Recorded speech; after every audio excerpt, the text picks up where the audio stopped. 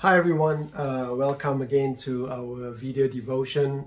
Today's message I'm going to take from Genesis 3, and we're talking about the temptation. So how to overcome temptation. All right, so I'm going to just read from the New King James Version. So if you have your Bible, turn with Genesis chapter 3. That will be the devotion for today. Now the serpent was more cunning than any beast of the field which the Lord God has made. And the serpent said to the woman, Has God indeed said, You shall not eat of every tree of the garden? And the woman said to the serpent, We may eat from the fruit of the trees of the garden, but of the fruit of the tree which is in the midst of the garden, God has said, You shall not eat it, nor shall you touch it, lest you die. Then the serpent said to the woman, You will not surely die, for God knows that in the day that you eat of it, your eyes will be open, and you will be like God, knowing good and evil. So when the woman saw that the tree was good for food, it was pleasant to the eye, and a tree desirable to make one wise. She took of its fruit and ate. She also gave to her husband with her, and he ate. You find that in this parable, in this account, you find that the devil used the same trick in his temptation with Jesus Christ. Think about this. I just want to quickly go.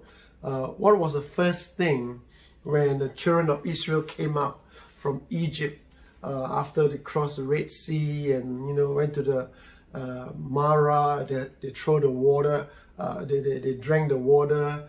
After Moses threw the tree into the water and the water became sweet, what was their grumbling? We have no food. Okay, we have no food. And what was the temptation of Jesus Christ in the Gospel of Matthew? What was the first temptation? If you are the Son of God, tell these stones to be turned to bread.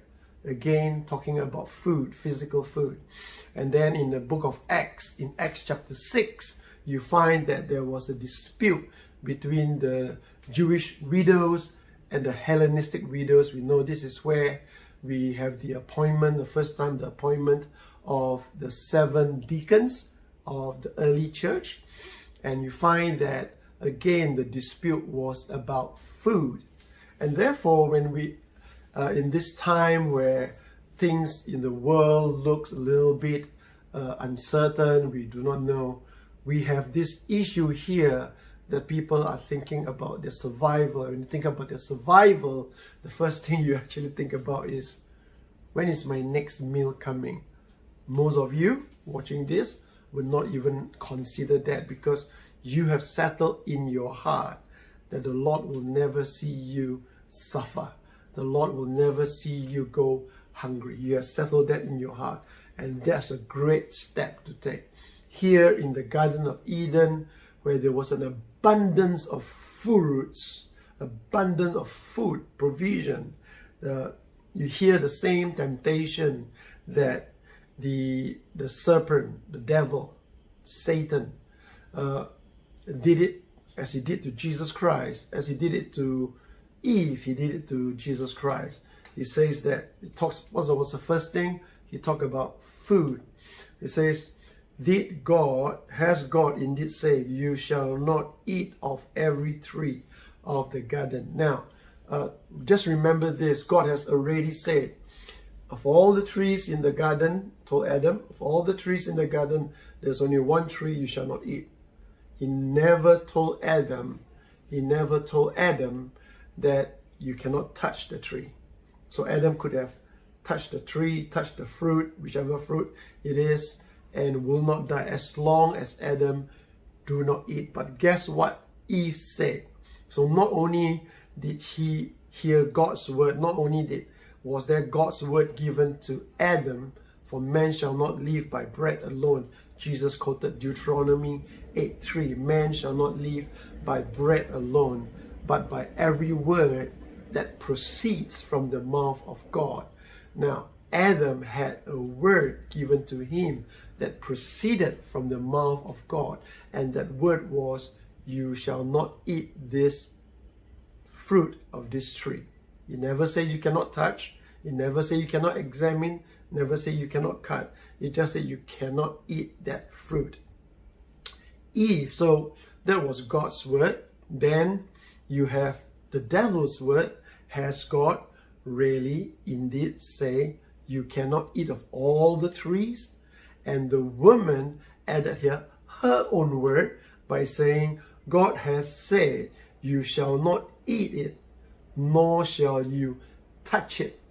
God never say you shall not touch it. So here many a times, instead of we looking into God's word, we intend of just reading God's word and draw out from God's word for our life. What we do is that we have a preconceived idea, or we receive somebody's idea, whether it's the devil or whether it's somebody else, but not from God. What we do is that we take that word and we put it into scripture. We insert that idea into the word of God, making the word of God invalid for us. It is not invalid for God. It is invalid for us. So many a times, one of the reasons why we struggle in temptation is because we are so inundated with so many other words out there. Motivational books, books on counseling, great books on counseling, books on this revelation, books on eschatology, books on angiology, books on hermeneutics and lexicon. All those are great, but then we take them as the major, more important word than the word of God. And God's word was very simple for Adam. He says, you shall not eat from this tree. That's it. That was the word. Never talk about touching it, never talk about examining it, never talk about studying it. All right. And then when you came to Jesus Christ, think about it. Jesus used the word of God to fight the temptation that the devil threw at him. And it's the same idea. Look at this. Number one, he told Jesus that, you can read it in Matthew chapter 4, Matthew 3 chapter 4, and you find that the devil says this. He says that if truly you are the Son of God, tell these stones to be turned into bread. And Jesus was hungry. And secondly, he says that, you shall not surely die. All right, you shall not surely. Verse 4 here, the serpent said to the woman, you shall not surely die. What was the second temptation of Jesus Christ? The devil took him to the pinnacle of the temple and he says, throw yourself down, for it is written, the angels will hold. That means you shall not surely die. So it's the same temptation from Garden of Eden all the way to Jesus Christ. Okay, and then thirdly, he says, all this, thirdly he brought him to the high mountains. All this I will give to you, and you will be like God of the world. And in here, it's exactly the same. He says, for God knows, in verse 5, for God knows that in the day you eat of it, your eyes will be open, and you would be like God, knowing good and evil. So when you actually look into the Bible, you find that the devil doesn't have new tricks. The reason why we have been tricked is that we do not know the word of God. That is why God told Joshua in Joshua 1:8 that this book of the law. Now you can take the word the law there and put the word this book, this Bible, this word of God shall not depart from your mouth. Day and night you shall meditate on it. All right, and you will make your way prosperous and have good success. So if the word of God, if you want to have success, what do you do? Think about this. Think about that. It is always the word of God. And we think about the first miracle of Jesus Christ in the book of John. What Jesus did when Mary told Jesus, there is no more wine. He didn't say go and buy wine. He says, fill up this water jar fill up this water jar with water. And there were 6 water jars, each holding 25 to 30 gallons. So 20 to 30 gallons. So you think about roughly 150 gallons of water overflowing, and said draw it. And as a servant draw it, the water becomes good wine. In fact, the NIV said it became the best wine. So it became a very successful. It has good success. It was prosperous, and it prospered. It blessed the guests of the wedding banquet.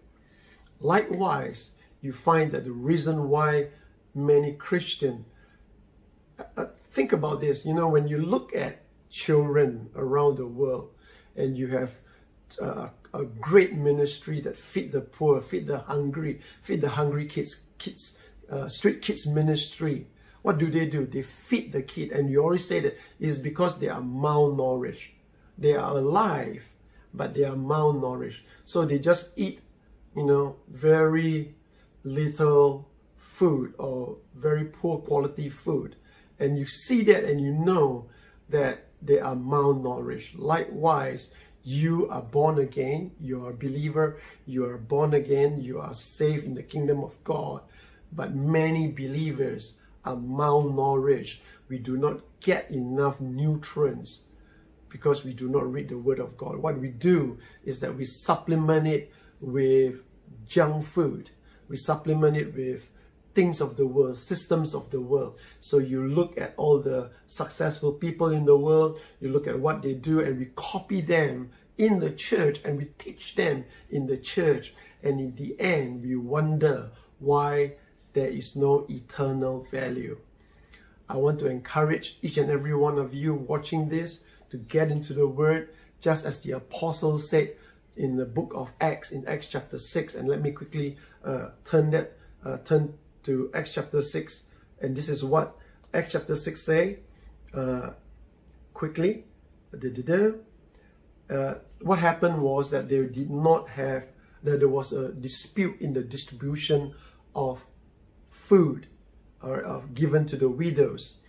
And verse 3, Acts chapter 6 verse 3, it says, Acts chapter 6 verse 2, then the 12 summoned the multitudes of the disciples. Disciples, it's not non-believers, all right, disciples. And it says that it is not desirable that we should leave the Word of God and serve tables. It is not desirable that we should leave the Word of God and serve tables. So many a times what we have done is that we look into the natural, but we do not look into our eternal. We look into only this lifetime, and we do not look into the ages to come.